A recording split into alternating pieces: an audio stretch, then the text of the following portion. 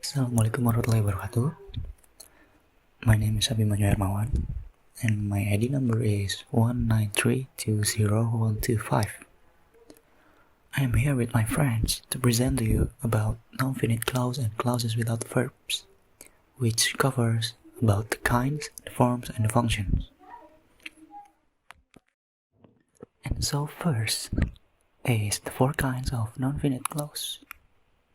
Four kinds of non-finite clause are bare infinitive, to infinitive, gerund participle, and past participle. First, bare infinitive. Bare infinitive or bare infinitive clause is the basic kind of clause. It only uses verb 1 and you can call it a plain form in terms of the verb. And for example, John gave us a chocolate. The verb give is the verb 1 and it is classified as a head verb. So the uses of verb 1 here is making the clause to be considered as a plain form. Or like I would like to say, it is the simplest kind of non-finite clause. And next, the second one is to infinitive. To infinitive here have the same form with bare infinitive, but as you can see, it has an addition with of marker 2 on the head verb. So here in the example, John wants to give us a chocolate, and the head verb is started with marker 2 in the example, and then followed by verb 1, which is the same with bare infinitive. Next one, or the third one, gerund participle. Gerund participle clause uses gerund participle for the forms of the verb on the head verb of the clause. And take a look at the example. John is giving us a chocolate. The head verb here is a verb 1, but with an addition of ing or the gerund, and it is categorized as gerund participle clause. And then past participle. Past participle clause uses past participle verb form on the head verb of the clause. So, example, John gave us a chocolate, and the verb gave, which is a past verb or verb 2, is used as the head verb and makes the clause to be past participle. And those are the four kinds of non-finite clause. And after this, we'll move to the next presenter. Now let's move to the next material, which is the form of non-finite clauses. A non-finite clause is a subordinate clause that is based on a to infinitive or a participle. It contains a verb that does not show tense, person, and number. So this is very different from the finite clause. There are four kinds of non-finite clause. There are bare infinitive, to infinitive, gerund participle, and past participle. All these kinds are already discussed on the second and third slide. Now let's see on the verse example. She smiled after answering the questions. The italic clause after answering the questions belong to non-finite clause because there is no tense verb before the gerund participle, which is answering.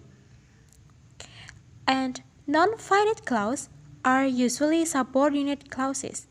It is marked by the word to and for, which derives historically from the preposition. Now let's see at this example. He wanted to ask her to come along. This is a to infinitive clause with to followed by the infinitive verb ask. Another example is, does anyone want to help him? to help him belong to non-finite clause, with to followed by the infinitive verb help, and it can stand alone. Now let's see the example for a subordinate clause for. When a to infinitive verb contains a subject, it also contains the clause subordinator for, which appears at the beginning of the clause, right before the subject. Now let's see to the example. For him to speak in a class requires self-confidence.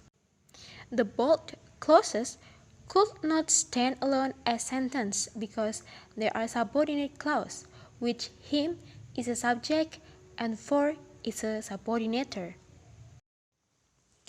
The next material is about subjectless non-finite. Interpreting subjectless clauses. There are actually two different ways in which an understood subject is associated with a predicate.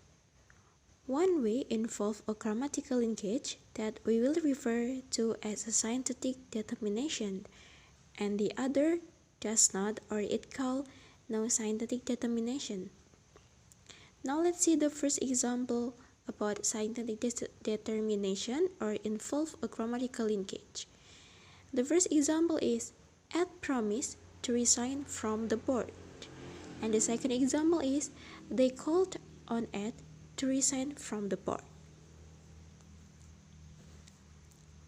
In the first example, the metric clause has the verb promise as its head verb, which means Ed did the promising, and this is enough to tell anyone.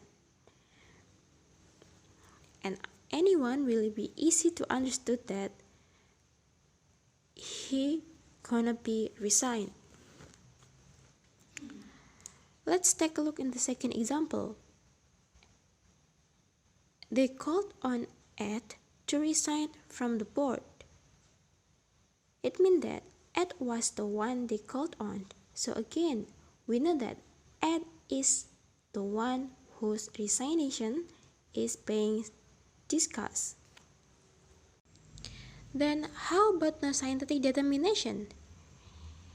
Syntactic determination has meaning depends heavily on inference or conclusion. Now let's see to the example. The first example is it is unwise to go swimming straight after a meal.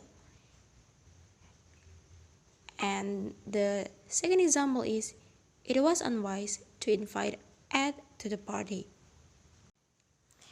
On the first example, it means the silent interpretation of first example is that it applies quite generally. It is unwise for anyone to go swimming straight after a meal. And how about the second example? However, in the second example, we are talking about a particular event of inviting at some time in the past, and someone issued that invitation to add to the party. So, the missing subject is understood as referring to that person. Okay, let's move to the next subchapter. But before that, let me introduce myself. My name is Rahmatul Sofi Ulaili. My ID number is 193201117. Okay, now we will talk about non-finite clauses functioning as adjunct. Okay, talking about non-finite clauses functioning as adjunct, we have to remember that it can be false to the boundary between determined and non-determined construction. Let's see the example. Having read the report, Mary was sure there had been a miscarriage of justice. Having read the report, do you know what form is this clause? Yep, having read the report is an adjunct. And the missing subject of the non-finite, it can be looked at the subject of the matrix clause. It provides a plausible subject and there is no other candidate, so we understand that this sentence, it was Mary who read the report. Only Mary, there is no other candidate. And it's clear. And then we have to know that users of English don't always make it so clear what is the subject might be. They just leave it dangling for the reader or hearer to guess. So it's called dangling modifiers or sometimes dangling participles. It means asking the reader or hearer to guess the subject. Okay, for this case, it's clear. We know the subject, but we have to deal with two other cases. Let's move to the next page. Okay, we have to deal with two cases. The first, understood subject given by non-subject noun phrase. The first example, born and bred in Brisbane, the Sunshine Coast was always my preferred destination to recharge and socialize from my teenage years. Where is the subject of the matrix clause? Yep, the subject is the Sunshine Coast. Is not born and bred in Brisbane. And then, where is the understood subject? Okay, I believe that we directly see a word my, and it only provides one interpretation, that it is the speaker who was born and bred in Brisbane, and it's clear. The possibilities is that the speaker or the writer who was born in Brisbane. Okay, move to the next example. Jennifer Lopez stars as Marisa, a maid in a fancy New York City hotel. While trying on a wealthy woman's dress, a handsome and rich politician mistakes her for a society woman.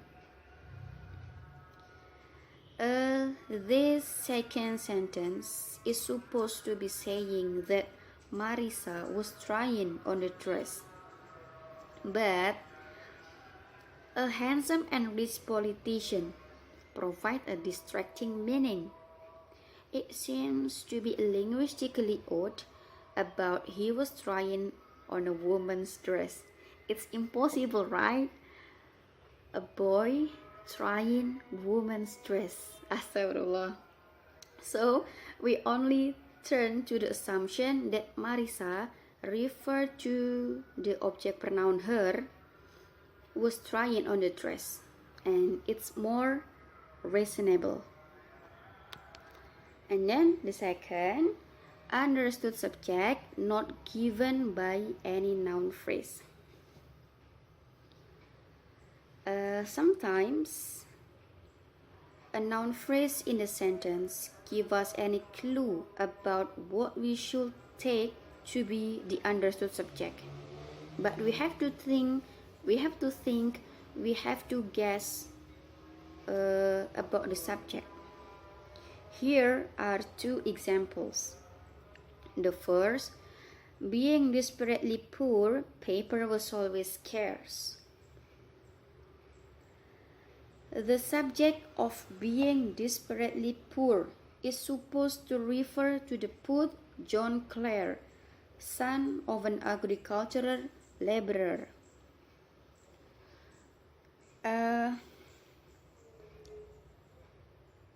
It's not the word paper would make no sense as the understood subject, but Claire is not mentioned also in the sentence. So we have to read the whole story. We have to read about John Clare's life, so we know what the sentence is intended to mean. And then the second, having failed once, is the fear of failure any less this time around? The context makes it clear that the understood subject of having failed denotes to the person addressed. It's like the interviewers want to say, you have just started up another company, having failed once. Is the fear of failure any less this time around? So we have to think, oh, the understood subject is not mentioned in the sentence. And we have to think, we have to guess, where is the subject? Where is the understood subject? Okay, let's discuss about non-finite with an overt subject. In the Huddleston's book, exactly on page 211, it's written non-finite with an overt subject. But I think the most appropriate title is non-finite with an overt understood subject. Why? Because we know that a non-finite clause is not a sentence. It don't have a subject. It only have an understood subject, and we want to discuss about it. And then we have to know that a subject, an understood subject in non-finite clause, it may differ from the subject in finite clause. Infinitival clauses. In two infinitivals, a personal pronoun always takes accusative. For them to refuse you a visa was quite outrageous. All I want is for us to be reunited. The underlined word here, exactly them and us, it's an accusative form. So, before two infinitivals, the antecedent is an accusative.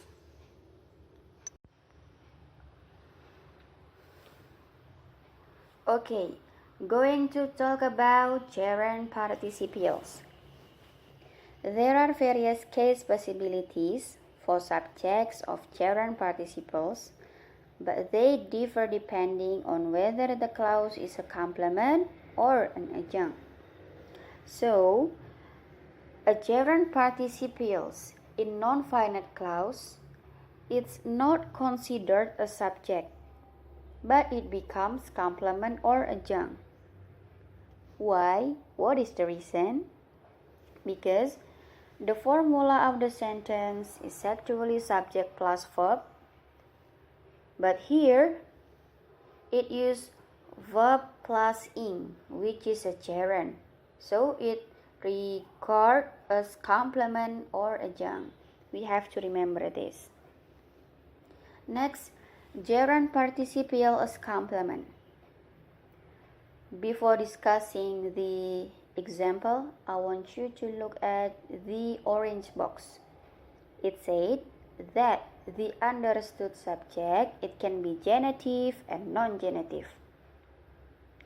She insists on me being present throughout the interview. Me is accusative case. It takes accusative case because if a personal pronoun subject is not in a genitive, then it takes accusative case as with me, the underlined word me. The second, She insists on her father's being present throughout the interview. It's also clear that it is denoting human, her father's, and it is genitive. The last, she insists on there being a counselor present throughout the interview. There is a dummy, and actually it is meaningless, but it's acceptable in this case. So we can conclude that the first example is non-genitive because me is accusative, and the second example is genitive because it's clear by the underlined words her father's, and the last is non-genitive because there is a dummy. Okay, next, gerund participial as adjunct. I want you to look at the second orange box. It said that the understood subject is nominative and accusative. She sought advice from Ed, he being the most experienced of her colleagues. I believe we already know that he is a nominative. It's clear. And the second example, she sought advice from Ed, him being the most experienced of her colleagues. Him is accusative. It's also clear. So, we have to remember that gerund participial as complement and gerund participial as adjunct, it has own rules where we can see the orange box in the right side. Hello non-finite clauses. We have noted that most non-finite clauses have no overt subject, but there is also a type where some non-subject element is missing yet recoverable from an antecedent expression. Okay, to get easier to discuss about this, please look at the blue box. It said that hollow non-finite is a missing interpretation or element inside them. Although it is a missing interpretation, but it can be understood. Why? Because hollow, it's only the interpretation of the antecedent in the clause. Okay, the house will be ready in a few days. What you will be inspecting in the first example is the house. Refer to the antecedent of the clause, the house. What I was getting used to in the second example was the new car. Refer to the antecedent of the clause. What would have taken too long to read in the third example was the report. It's also refer to the antecedent of the clause. What was difficult to refute in 4 was the argument. And what is worth looking at in fifth example is her new book.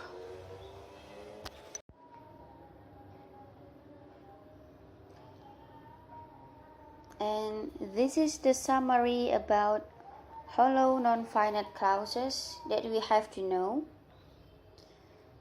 where hollow non-finite clauses is predominantly using 2 infinitivals, and the function of missing element It is normally a direct object, like the house, the report, argument, or object of preposition, like the new car, her new books. And then the antecedent. It's normally a noun phrase where often the matrix subjects, or a nominal where head of the noun phrase in which the hollow clause is embedded. And then the function of the hollow clause. It can be a complement or an indirect complement, complement within a noun phrase, or embed within a predicative complement. Assalamualaikum warahmatullahi wabarakatuh. My name is Wahidevani. My ID number is 193202127. In here I want to tell you about the function of non-finite clause. Non-finite clause appear in a very wide range of function, but there are major differences between the four types. We will look at them separately in turn. 1. To infinitives. 2. Bare infinitives. 3. Past participles. 4. Gerund participles. For the first, to infinitives. To infinitives function as complement or modifier adjunct in a considerable number of constructions. Example, to turn back now would be a mistake, and it would be a mistake to turn back now.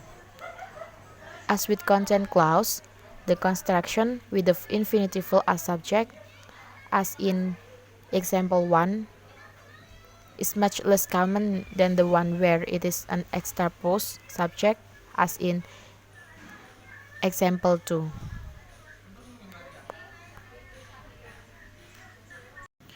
And then bare infinitives. In contrast to infinitives with their wide range of use, bare infinitives clause occur in only a very limited set of functions. They hardly occur except as internal complements of certain verbs. With no subject, finite example. 1. You should take legal advice. 2. I want you to help clear up the garage.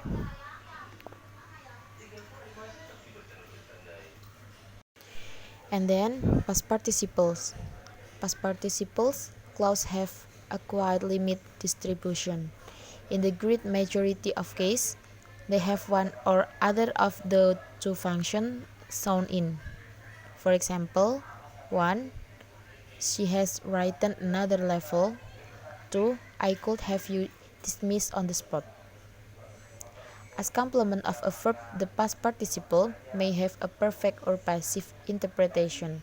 Perfect as complement of the perfect auxiliary have is in example 1, and otherwise passive as in example 2. As modifier, a past participle clause interpret as passive. And the last, gerund participle. The range of function in which gerund participle clauses are found is broadly comparable to that of the infinitives, but there are some important differences. For example, 1. Bringing your dad in on the deal was a great idea. 2. It's been a pleasure talking to you both. So that is all from our group about non-finite clauses and clauses without verbs. That covers forms, kinds, and function. We apologize for the mistakes or the wrong pronunciation, as we all are still learning.